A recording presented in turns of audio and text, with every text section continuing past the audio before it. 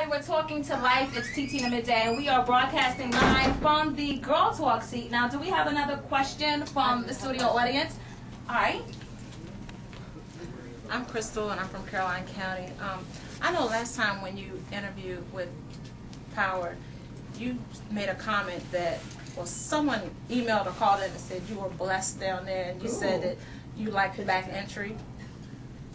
Oh, yeah, I told you about that the last time. Let's just piggyback and recap what she's talking about. The last time you interviewed on my show via phone, I told you about a girl in Richmond. Right.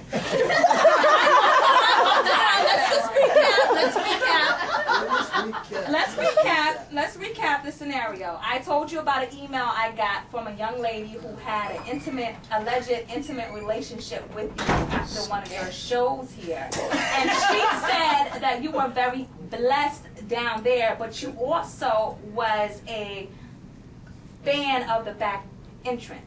And I guess that's what she's asking about. But I don't understand what you say back entrance. That's what we want you to clarify. Anal sex. Third input. Anal sex. Yo, we're Can you live say on that? the radio. No, we can't. Oh. We can't say that. It's girl talk. It is, but I don't want to get fined, and I get a lot of emails and complaints already. Okay, I'm still trying. This is how I make my living. All right, allow me to eat. All right. Third input. You know what I mean. Nah, that ain't true. That's not true. Do you like it from behind? We can say that.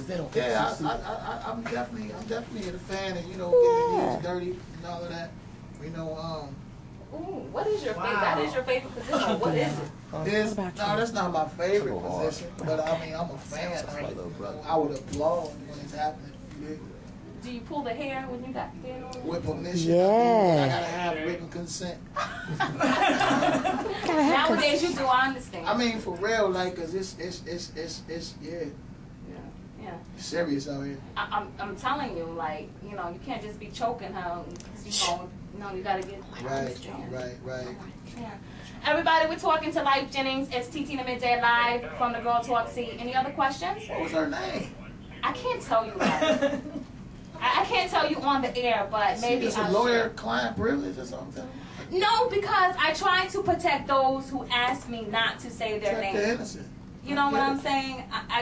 My listeners have to be able to trust me, and I respect that, because when you're gone, I'm still here. So I have to have that bond and that relationship with them. And my loyalty lies with them. Because you're going to go on to your next radio interview, and you're going to go to all the mediocre DJs, and I still have to have this relationship with my people. You know what I mean? I get it. So, next. Keep a secret there. I can, very much so. I'll tell you 10. And turn the camera off. Oh, good. Now, I said my listeners. I don't know about you. Oh, see. All right, so any other questions? Any other questions? Not right now. So let's transition back to when you first came on the scene, and you're doing 10 years in jail. One of the questions that you and that I asked you before is, how has your life changed from coming out of jail and into rocking this nice piece of jewel on your neck right now? Matter of fact, what is this thing? That's Jesus Oh. on the swing.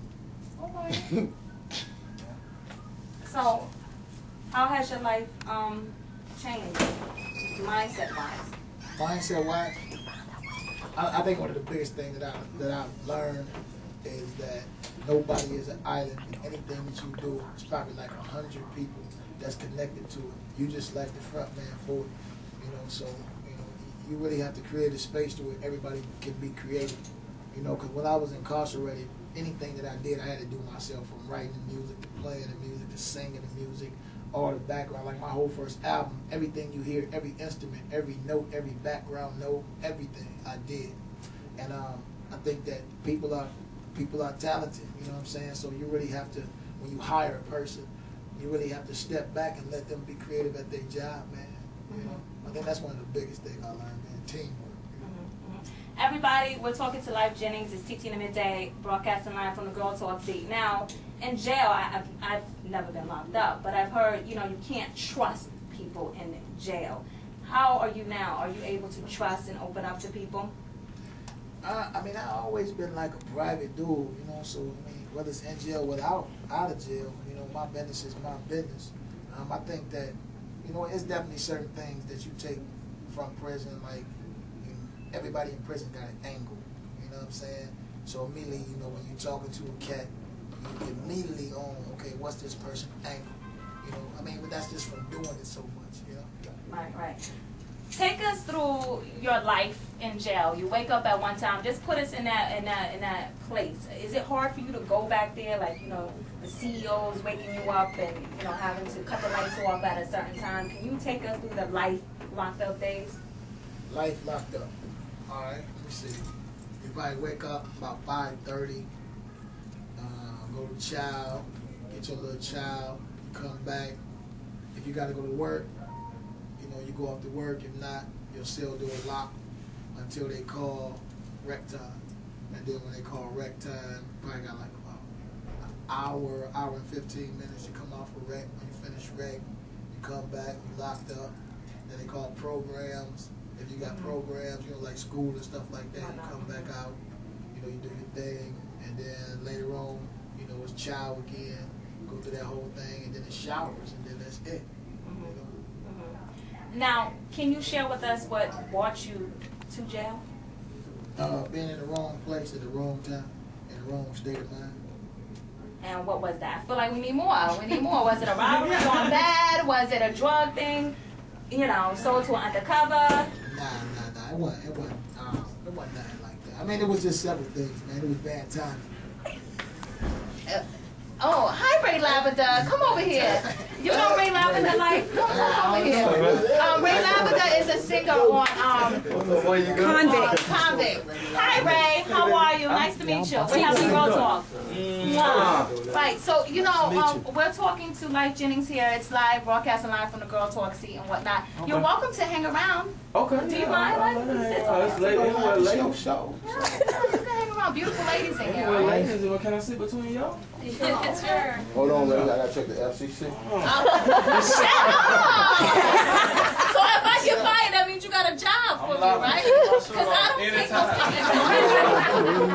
Hey, yo, D, you ain't hearing. He's liable to take his shirt off. What you say, Ray? What did you say? I'm liable to take my shirt off at any time. Well, that's not in the rules, is Oh, it? no, he could do You that. can do that. I can do that? Well, go ahead. Don't get pants out. Right. Don't start. No. We don't want to turn this around.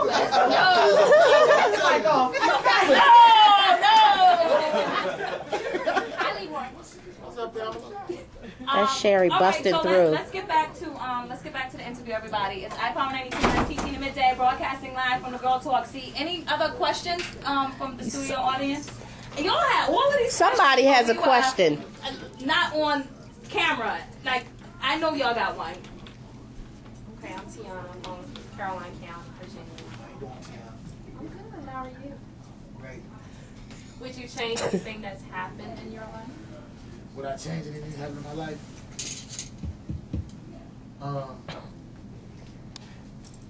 You know what? I don't know, because I mean, I can say the cliche, well, no, because everything that I've done led me up to here. You know what I'm saying? But I think, I don't know. You know? Yeah. Back to you. Oh, all right. Ray Lavender, do you have a question for Lyfe? As a new artist, up and coming up in the game. Let me ask. No, I don't want you to take your shirt. No, you know what? Being a new artist coming in, you know, I'm getting a lot of, I'm seeing a lot of new things, right? Especially being on tour with you. I'm seeing a lot of new stuff, you know. I'm being introduced to a lot of new stuff.